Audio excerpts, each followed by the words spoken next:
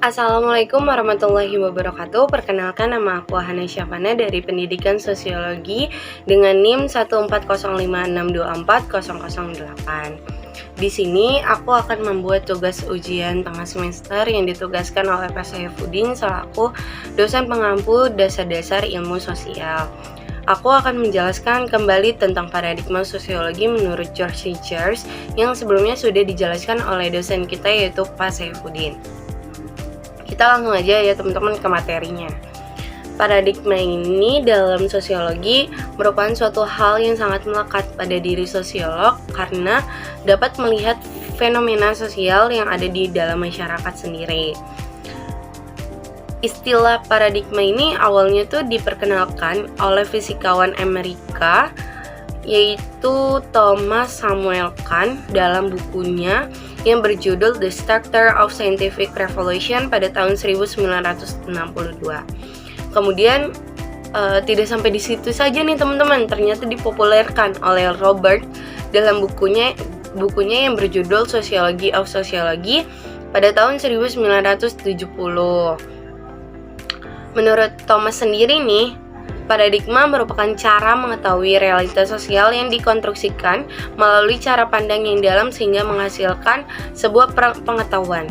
Di dalam paradigma juga merupakan gambaran yang fundamental serta menentukan apa yang harus dipelajari, terus pertanyaan apa yang harus diajukan, bagaimana pertanyaan-pertanyaan tersebut yang harus diajukan dan aturan apa harus diikuti dalam menafsirkan jawaban-jawaban yang diajukan atau yang diperoleh.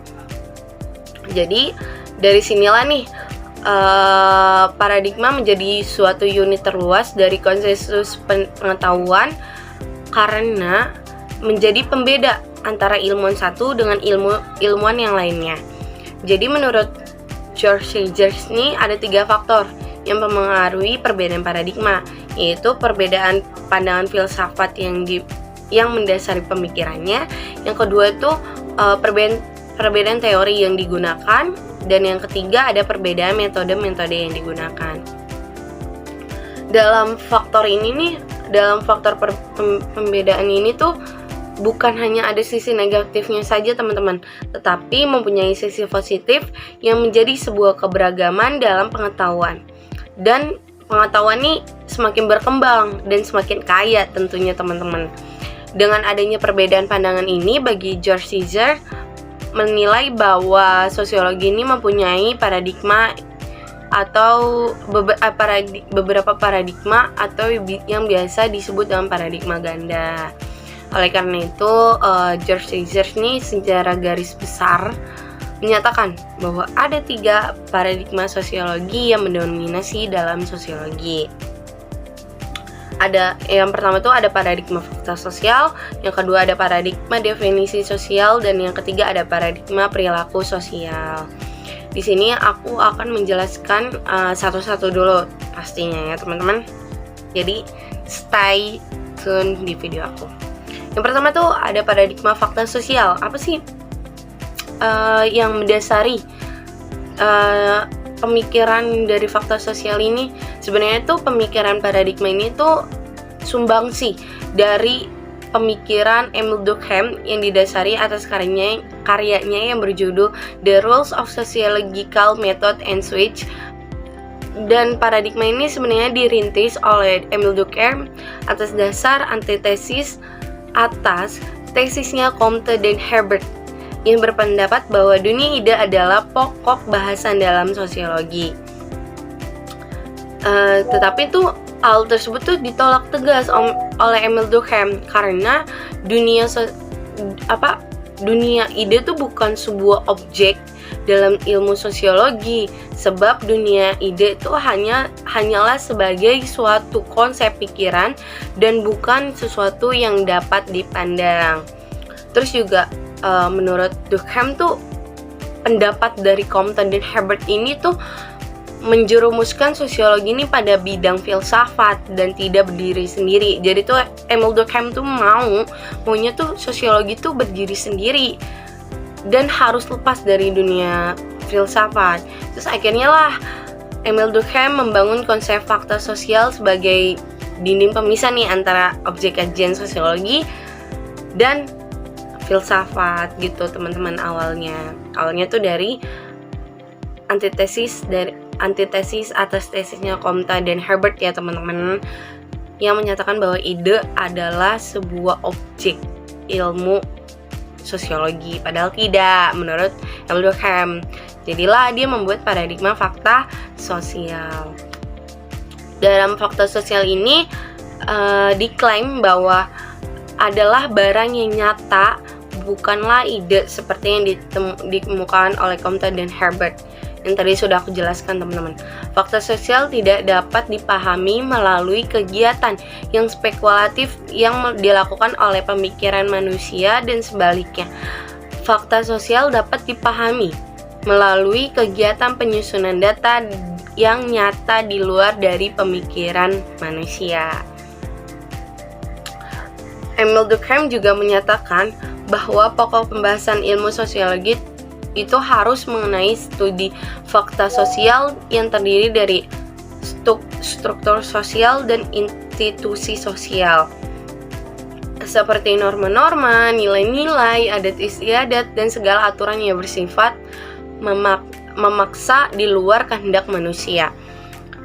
Pada teoritis yang menganut paradigma fakta sosial akan memusatkan pada relasi antara struktur sosial dengan individu dan juga relasi institusi sosial dengan individu.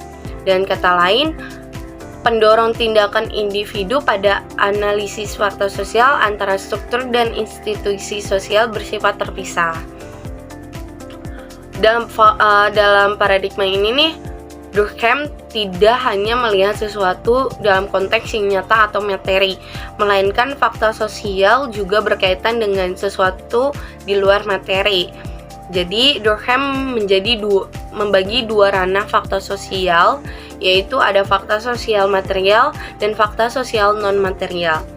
Jadi di dalam fakta sosial material ini terdiri dari atas sesuatu yang dapat dipahami, dilihat, dan diamati.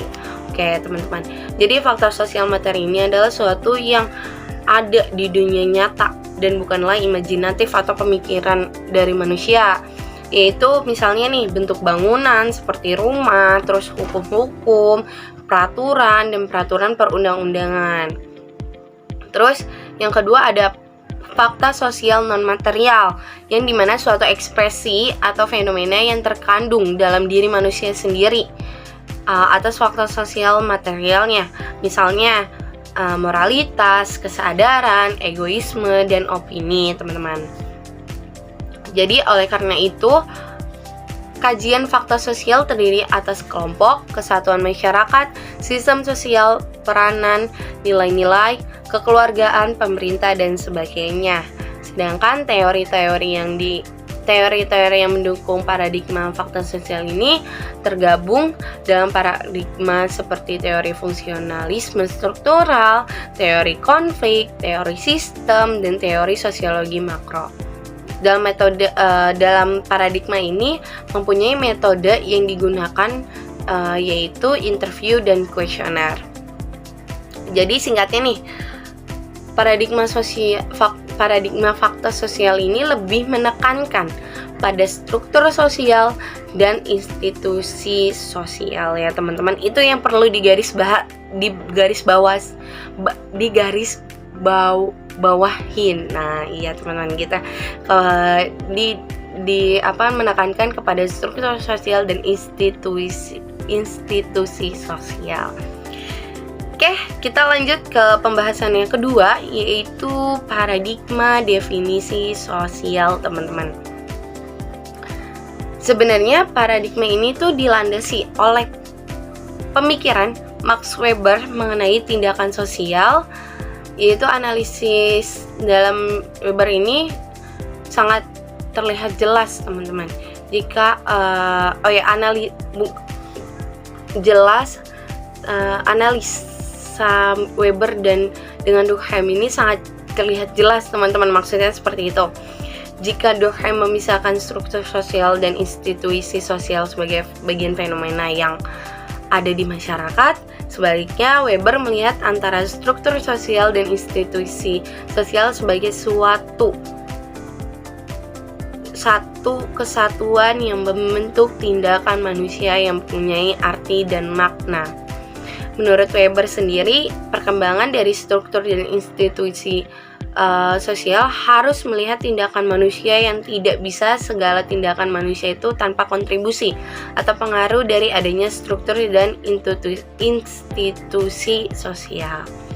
Bagi Weber sendiri, sosiologi merupakan suatu ilmu yang menafsirkan dan memahami tindakan sosial serta berbagai hubungan sosial sampai kepada penjelasan kausalnya. Oleh karena itu, paradigma ini disebut juga sebagai sosiologi interpretatif. Oke, teman-teman. Pada paradigma ini, definisi sosial ada pendukung teori sosial, salah satunya teori aksi, teori simbolik, teori fenomenologi, dan teori etnometologi. Oke. Terus juga paradigma definisi sosial ini harusnya mengobservasi, karena dengan mengobservasi kita bisa memahami secara mendalam tentang tindakan subjek yang wajar dan tidak dibuat-buat gitu, teman-teman. Dalam paradigma ini juga mempunyai metode yang terdiri dari 4 tipe teknik observasi, yaitu partisipan observasi, partisipan observer, dan observers as partisipan, dan complete observer. Oke, itu saja metode yang digunakan dalam paradigma sosial, paradigma definisi sosial sendiri. Terus habis itu kita lanjut ke materi selanjutnya, yaitu ada paradigma perilaku sosial. Paradigma ini sebenarnya memusatkan hubungan perilaku individu dengan lingkungannya. Pada paradigma ini, objek sosiologi yang konkret dan realistis, perilaku manusia atau individu yang nampak, dan kemungkinan perulangannya, yang artinya tuh tingkah laku seorang individu mempunyai hubungan dengan lingkungan yang mempengaruhi individu dalam bertingkah laku. Oleh karena itu, tingkah laku manusia menurut paradigma perilaku sosial ini tuh lebih ditentukan oleh sesuatu yang di luar dari dirinya, seperti norma, nilai, atau struktur sosial. Dan dalam hal ini nih, individu kurang sekali memiliki kebebasan, karena kan yang tadi tuh udah jelas bahwasanya norma, nilai, dan atau struktur sosial itu menjadi suatu tingkah laku gitu loh. Jadi segala tingkah laku individu itu tuh harus sesuai dengan nilai-nilai tersebut gitu, harus sesuai dengan struktur sosial, harus sesuai dengan norma-norma sosial gitu, teman-teman, yang udah ditentukan dalam lingkungan tersebut. Jadi kayak istilahnya tuh individu tuh memiliki dikekang gitu loh oleh lingkungan. Terus juga paradigma ini tuh mengacu pada karya psikolog Amerika yang bernama Burrhus Frederick Skinner dalam bukunya Beyond Freedom and Dignity. Menurut Reiser sendiri nih, Skinner ini mencoba menerjemahkan prinsip-prinsip psikologi ke dalam sosiologi. Paradigma perilaku sosial ini menurut Skinner sendiri mencoba mengkritik yang menjadi objek dari paradigma fakta sosial dan definisi sosial. Objek dari kedua paradigma ini tuh seperti struktur sosial dan institusi sosial adalah suatu yang bersifat mistik atau objek yang terjadi dalam pemikiran manusia. Dan dengan tegas Skinner menolak objek kedua paradigma tersebut tidak bisa menjadi bahan kajian dari sosiologi. Bagi Skinner nih, objek mistik itu justru menjauhkan sosiologi dari objek studi yang sebenarnya, yaitu yang bersifat konkret dan realistis, teman-teman. Bagi Skinner nih, bahwa objek perilaku manusia adalah sebuah objek yang bersifat konkret dan realistis. Terus juga ada teori yang bergabung dalam paradigma ini. Yang pertama ada teori behavior sosiologi dan teori pertukaran, teman-teman. Dalam teori behavior sosiologi ini sebuah implementasi dari perpaduan objek kajian sosiologi perilaku ke dalam sosiologi. Jadi tuh secara singkat tuh objek ini tuh sebuah teori tentang perilaku individu ke dalam sosial, teman-teman. Hubungan dalam teori ini tuh yaitu kausal atas perilaku individu dibentuk oleh individu itu sendiri. Jadi sudah jelas ya teman-teman, dalam teori ini tuh kita sebagai individu yang membentuk diri kita sendiri, mau itu menjadi jahat atau tuh menjadi baik, teman-teman. Teori ini juga menekankan adanya hubungan historis antar akibat tingkah laku yang terjadi dalam lingkungan individu dengan yang terjadi sekarang. Terus di dalam teori yang kedua ini yaitu teori pertukaran, teman-teman, yaitu berawal dari asumsi dasar bahwa semua kontak yang ada di antara manusia ini bertolak dari skema memberi dan mendapatkan kembali dalam jumlah yang sama. Ada 5 nih teman-teman proposi dari teori ini, yaitu yang pertama tuh semakin sering individu melakukan tindakan tertentu yang mendapat keuntungan, maka individu tersebut akan melakukannya terus-menerus. Misalnya kita tuh belajar nih, kita kan mendapat keuntungan yaitu nilai yang bagus.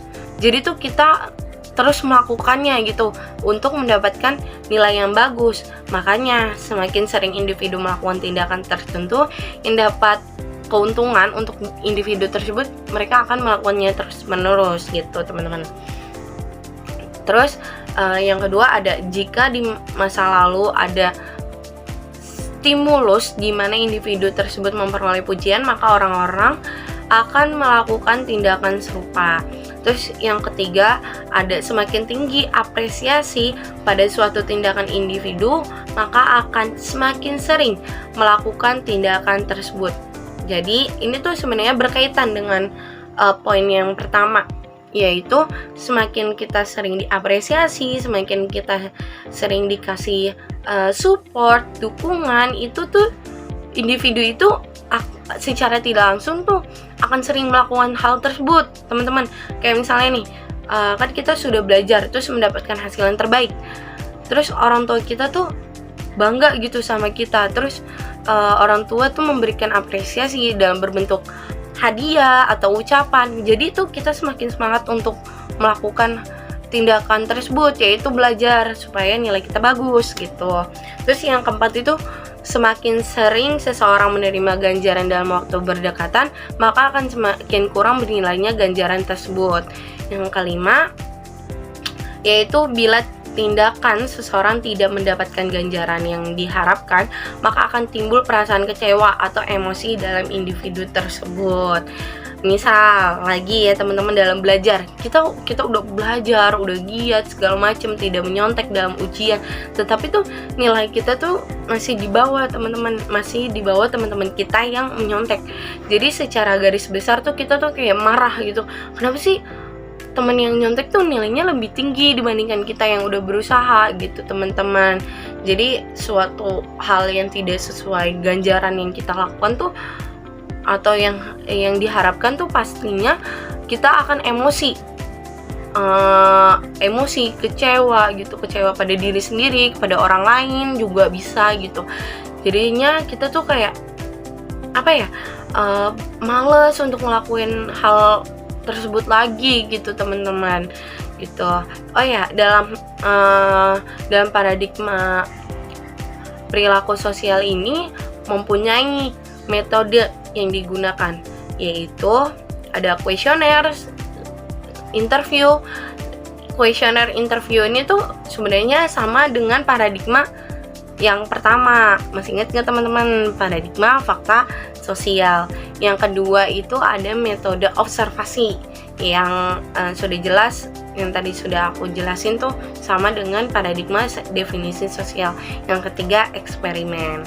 Gitu teman-teman. Semoga materi paradigma sosiologi menurut George Sager ini dapat dipahami oleh teman-teman semuanya, karena dalam paradigma ini kita sebenarnya harus memahami, karena paradigma ini yang sudah tadi aku jelasin di awal, yaitu suatu hal yang dapat melihat fenomena sosial yang ada di dalam masyarakat. Jadi ketika kita sudah memahami paradigma sosiologi, kita juga bisa dapat memahami atau melihat fenomena yang ada di dalam masyarakat sendiri, teman-teman. Sekian pembahasan yang aku jelaskan, semoga dapat dimengerti untuk kalian semua. Terima kasih juga untuk Pak Saifuddin sudah mendengarkan sampai akhir.